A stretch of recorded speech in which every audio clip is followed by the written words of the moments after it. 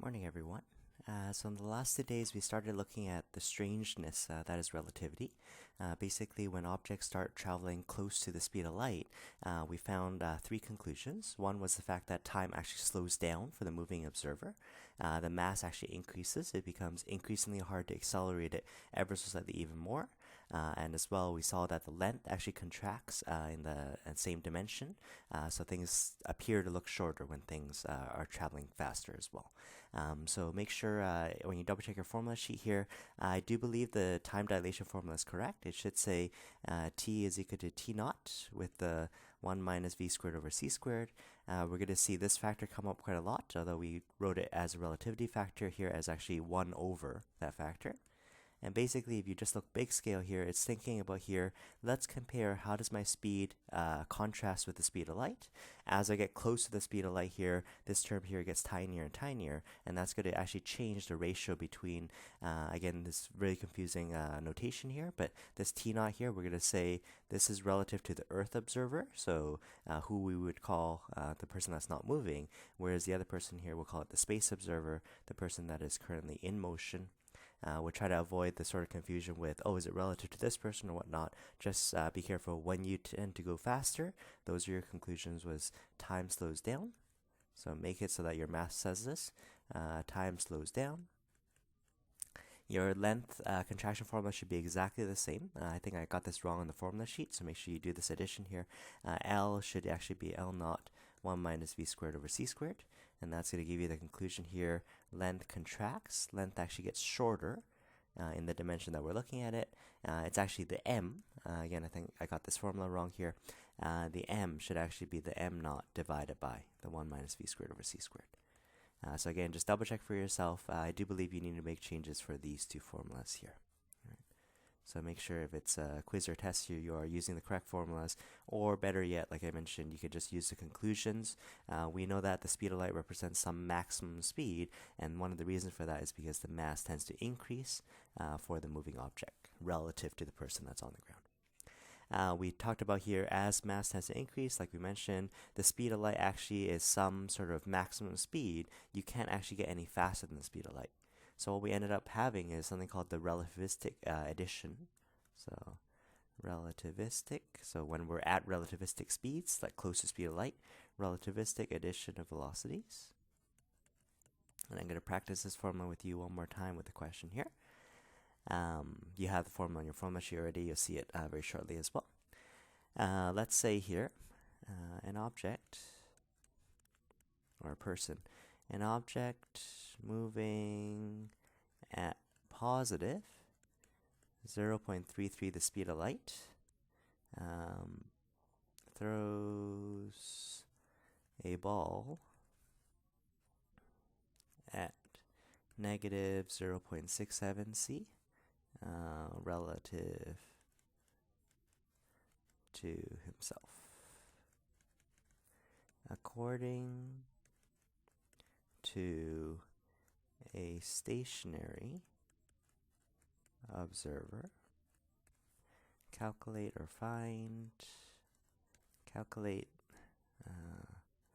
the total velocity. So as I mentioned here, we do always want to start off with a picture if we can. Let's start off thinking, okay, so right now here we have two people. So we have an object. Let's pretend that object is a person. The object currently is moving, or it's a train or something, currently moving at positive 0.33 the speed of light. Okay, so it's a third of the speed of light. We're thinking already sort of that square root 1 minus v squared over c squared. It is going to start becoming important, although we're not overly fast. So as this object here starts moving to the right, he happens to, so a second later he'd be over here, a second later he'd be over here, and basically as he ends up traveling to the right, he actually tosses an object the reverse direction, and he's actually going to toss it backwards faster than he was going, so 0.67 the speed of light, so 2/3 the speed of light going the opposite way. If this were a non-relativistic question, and again, the question here is according to a stationary observer. Imagine you were just standing on the ground watching this happen. This person sort of moved to the right here. If these speeds here were nowhere close to the speed of light, you would say, well, you're moving, let's say, 0.33 meter per second this way, and then you're throwing almost double that going the other way, well, in the total net, it's going to be negative 0.33. That's our sort of thinking.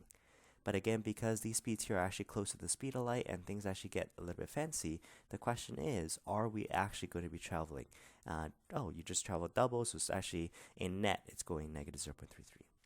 So let's do our formula here. The total relativistic addition here is u plus v divided by 1 plus uv over c squared. Again, when we're not at relativistic speed here, the u and v are so tiny in comparison to c squared. Practically, this fraction is 0. 1 plus 0 is just 1, and then we just have, well, it's just the two velocities. It's the positive 0.33 minus the 0.67. Let's have a look now in the relativistic case. Because the speeds are a little bit faster, let's make u one of the speeds. So his speed was 0.33. I'm going to leave it in terms of c. At any point, you can actually punch in c is actually the 3.0 times 10 to the 8. But sometimes, especially in these relativistic formulas, we end up with the c squared in the formula itself. And it's nicer actually just to leave it in terms of c so that the c's might drop out sometimes. I'm going to add up the other velocity here. I'm adding a negative 0.67. It's almost twice the speed.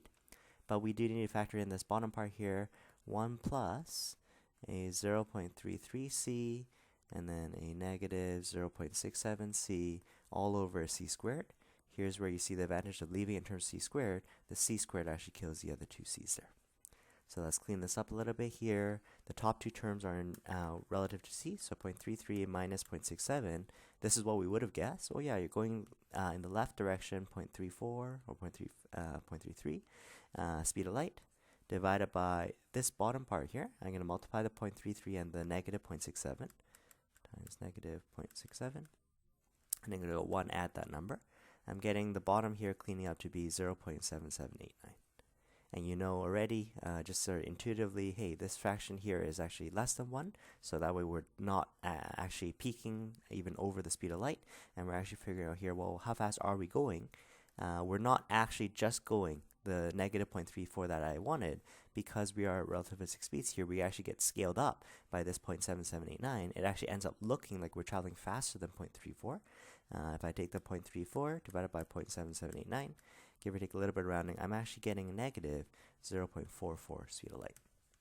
Again, this is what we had guessed. I had thought it would be negative 0.33, but given that we're traveling close to speed of light, given that there is this bottom factor in this formula here, it ends up scaling our relativistic speed up, and our total speed is actually higher than the 0.33, 0.34 that I expected, although it is still in the leftward direction. So things are really strange at relativity here. I showed you the derivation of time dilation, and sort of from that formula, we get the length contraction, and we get these other strange equations. Today, I just want to liken it to another example that we can do it. I'm going to do this case on radioactivity. Radioactivity here does touch on a little bit more chemistry here, but I'm going to link it more so to the physics.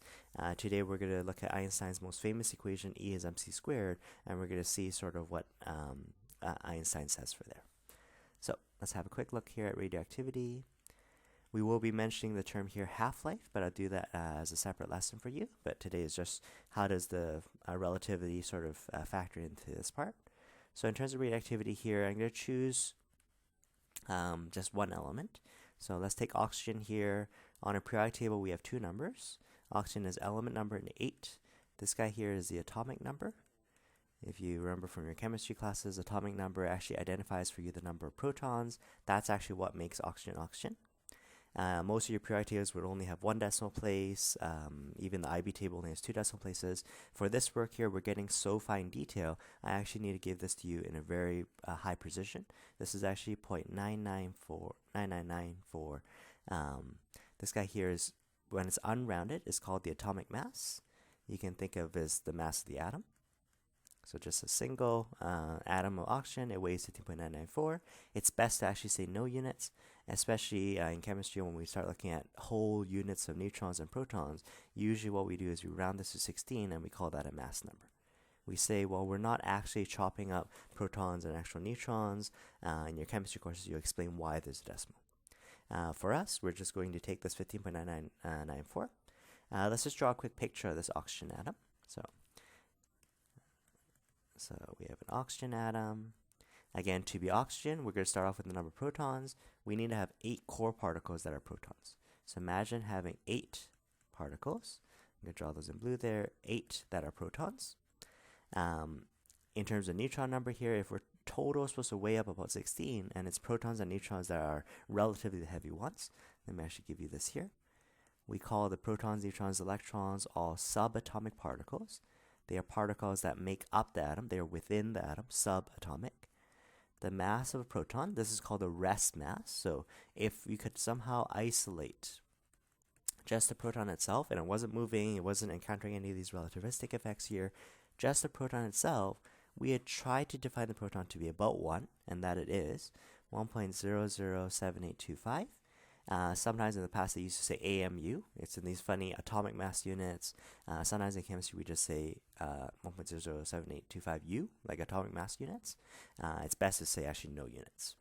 Mass of a neutron, again, that's another relatively heavy particle here. We're going to see that the neutron is ever so slightly heavier.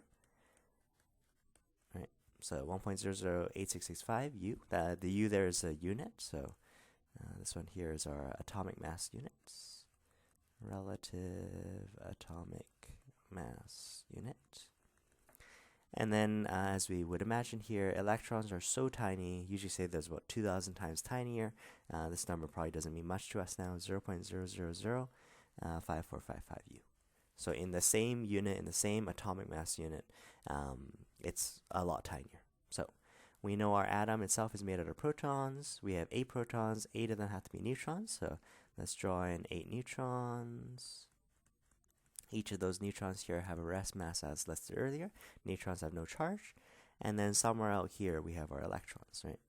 We have 2 electrons on the first shell, 6 more electrons, so we have 8 electrons total. Now, I'm not really interested in the chemistry of it in this lesson here. What we're interested here is just actually making a comparison of masses. So far, just a listing here. I have 8 protons, 8 neutrons, and 8 electrons. That's just a plain old oxygen atom. Yes, I know in chemistry oxygen is a diatomic when it's elemental, but let's just focus on just a single atom for now. So, notice here, this oxygen here has formed. We have oxygen, neutrons, and electrons all around. Let's find the mass of this oxygen atom after it has formed. So the mass of the oxygen atom here, what we would expect is we'd say, well, you have 8 protons. 8 protons here is 8 times the number I gave you earlier, 1.007825. We have 8 neutrons, 8 times 1.008665, and then 8 electrons. Normally we don't include the electrons because they're so tiny anyways. In this case here, let's just multiply those and add those up there. So 8 times 1.007825 plus 8 times 1.008665 plus 8 times 0.0005455. And that gives me here oxygen should weigh 16.136248. I'm being really sloppy with sig figs because I do want the precision. So based on what I know the oxygen is made up of, I would say oxygen should weigh the 16.136 number. And yet when they did on the periodic table here, we find that oxygen's mass is actually closer to 16. There's a little bit of mass that's different, mass that's lost. Now, to be sure, in chemistry here, oxygen could occur to us in multiple isotopes. It could come to us in multiple versions. Some are a little bit lighter, some are a little bit heavier. That would factor into a little bit of the difference. But if you take the fact here, if oxygen's most common isotope weighs 15.9994, and yet when I add up all the Lego pieces, add up all the bits, my expected mass should be 16.136, I'm actually missing a little bit of mass.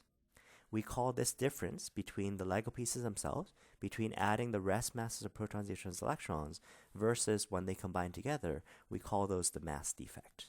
So let me just write this down for you here. Mass defect. Mass defect is the difference in mass between the individual subatomic particles. Usually, again, we're going to refer mainly to nucleons, particles of the nucleus, which are your protons and neutrons. So if I just thought of them as Lego pieces, if I know the mass of each individual Lego piece, I just count how many Lego pieces I'm putting together. When I add those up, I'm getting 16.19136, but I'm noticing that's actually different from the actual atom itself. So difference in mass between the individual subatomic particles and the nuclei after forming.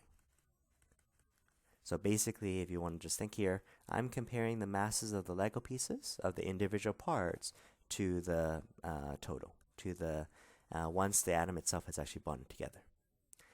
Mass defect here, well, we know from conservation mass should always be the same. If my Lego pieces weigh 16.136, I would expect, even after gluing the pieces together, the mass should totally be 16.136. Let's figure out what this mass defect is this time. So let me just carry down the numbers here. I'm going to say delta M because there is a change in mass. This is strange because I would have thought conservation of mass. I'm going to minus off the 15.9994. And we're going to see it's not by much. That's why I need to keep so many decimal places. I'm also a little bit sloppy with my sig figs here. I have a mass defect of 0.136884. The question here is, I am missing this much mass. I'm missing this 0.136. Sure, it's really, really a tiny fraction, but I want to know, where did the mass go? In sort of answering this question here, where does the mass go? We also want to look back at this picture here, and we want to say, wait a second. If my Bohr model, if this atom of the oxygen here, if this has 8 protons, and all these protons here all have a positive charge, do the protons actually like each other? Well, definitely no. We're going to see in physics 12 here, like charges will actually repel away from each other. We can actually calculate what the Coulomb attraction, Coulomb actually repulsion, in this case here, is going to blow these things here apart. There's constantly going to be repulsion, and in fact, the closer that these protons get together, the repulsion gets even stronger. That's part of the job of the neutrons, because neutrons here are actually stable and not charged particles. Part of the job of the neutrons are to interwork in between these protons here, is to spread out these protons a little bit. Even a little bit more separation would help from these protons here having enough electrostatic repulsion to actually blow apart. We learned back in our forces chapter, the thing that's actually holding our atoms together is something called the strong nuclear force. This is a fundamental force in our universe. Imagine a set of hands here that you can't see, and is constantly squeezing the nuclei together. The nucleus itself is ready to blow apart, it's ready to separate, and yet because of the strong nuclear force, so strong nuclear force, that's a fundamental force that's holding our atoms together, that's actually keeping the nuclei at bay. And what we're going to find for the strong nuclear force here, it is an attraction between these nuclear particles. It even attracts between protons and protons, but we see it better between protons and neighboring neutrons, neutrons and neutrons. That's more an attractive force. There's a competition between the repulsion of the protons and this attraction that the strong nuclear force has. We know that the strong nuclear force has to win because my atom doesn't just spontaneously explode on me. And here's actually what we're saying. Because the neutrons are able to have enough strong nuclear force to actually hold this atom together, we end up in a little bit more stable state. As we end up in a little bit more stable state, as you are gluing these Lego pieces together, whatever extra energy I don't need actually gets radiated away. So what we're going to find here is this difference in mass here. We were expecting the mass to actually stay conserved. This mass is actually converted to binding energy. So take this mass here. Mass defect. This difference in mass, not all of it, the mass defect is converted to binding energy. It's named that way because it's the energy when I actually bind and fuse the nuclei together. We end up getting more stable. More stable actually means less energy, means I can actually release this energy. Mass defect is converted to binding energy, and we can actually calculate how much energy. Here's finally Einstein's famous equation for special relativity. We're going to figure out energy and mass are actually sort of two sides of the same coin here.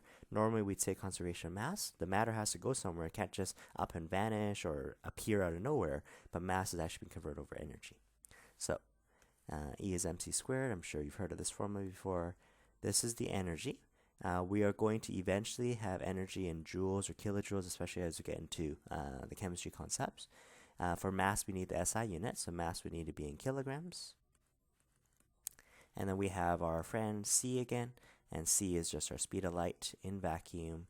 That was the maximum speed that we have, the 3 times 10 to the 8. Yes, sure, we need to actually scale it up by the square of it, but basically it's saying a proportionality factor. Where did that mass difference go? That mass difference got converted over to energy and actually got released as the nuclei formed. So let's just figure out how much energy this was. We take the mass defect. I do need to give you the correlation here. When I have one atomic mass unit, this one here is actually 1.66 times 10 to the negative 27 kilograms. We know that from our chemistry courses.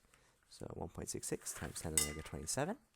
I get the kilograms here. Let's do the multiplication.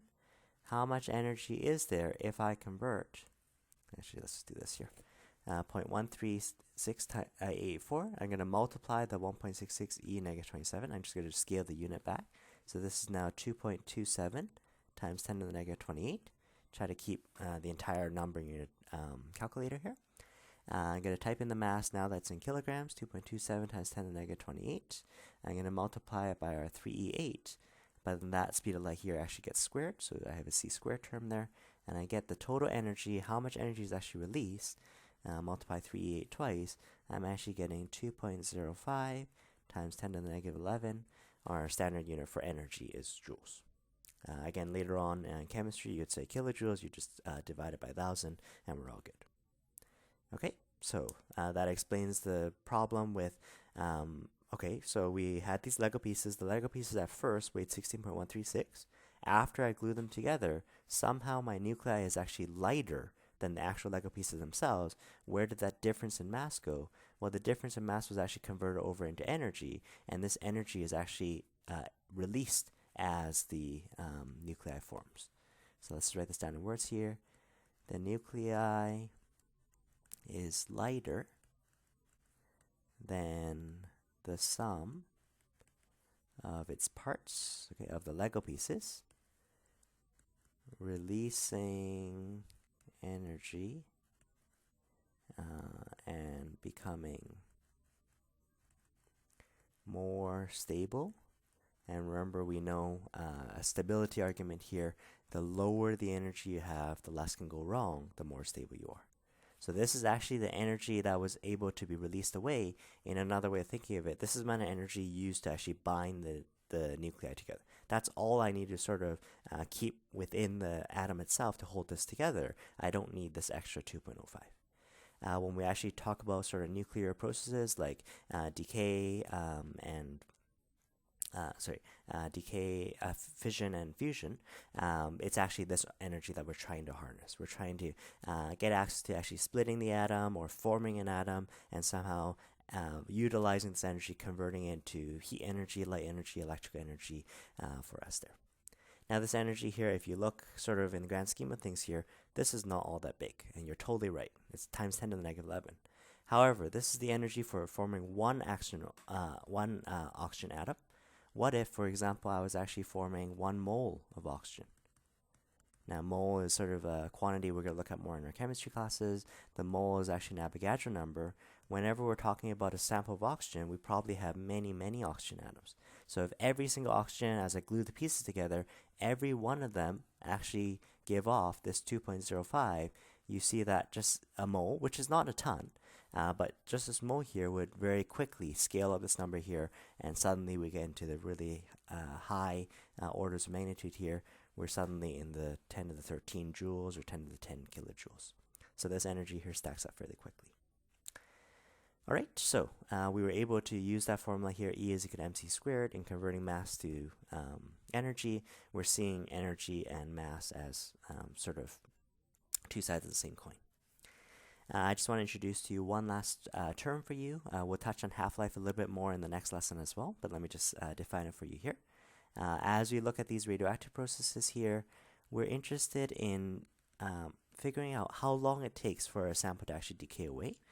So for a half-life, for example, this is the time needed for half the sample to decay, half the sample to practically disappear.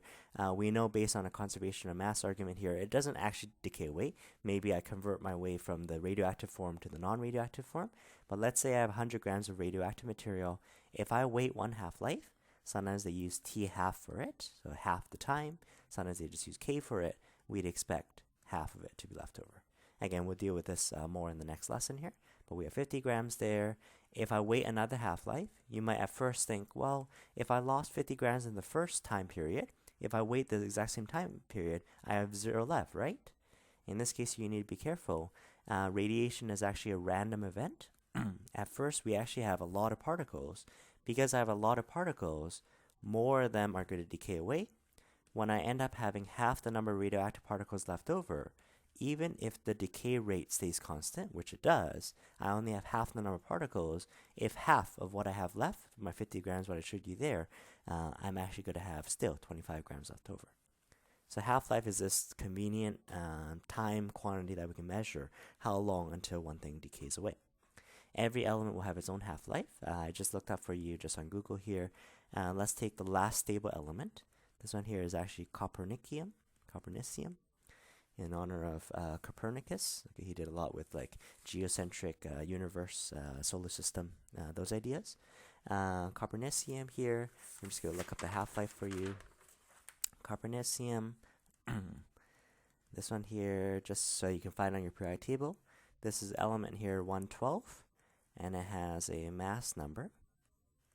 You're going to find that these ones here, they only last for a split second. We don't really have the detail of the decimals.